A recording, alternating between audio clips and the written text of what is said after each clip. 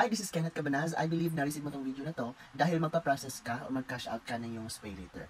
And alam mo na rin kung magkano ang kaltas or charge fee sa SpayLater convert to cash. Para sa process po, there are 3 steps sa process. Una, ako ang magsisend sa inyo ng merchant QR. Yung QR na yun po ang gamitin nyo para i-scan sa Shopee application nyo at gawing pambayad ang SpayLater. Second steps, after the payment, screenshot lang ng resibo para sa third step na verification. Then after sa verification, payment na po ang susunod.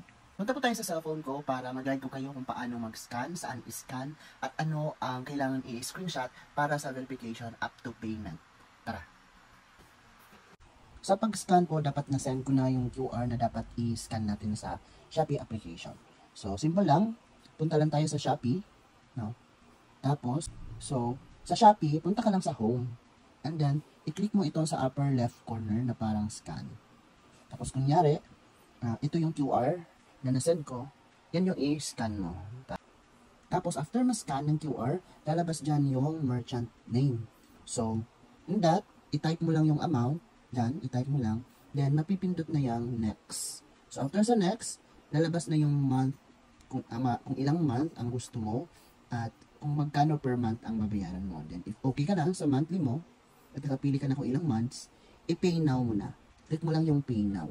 After ma-pay now, lalabas yung resibo na ganito. So, ito yung i-screenshot mo at i-send mo ito sa akin para sa verification. Then, after that, magbabayad na ako.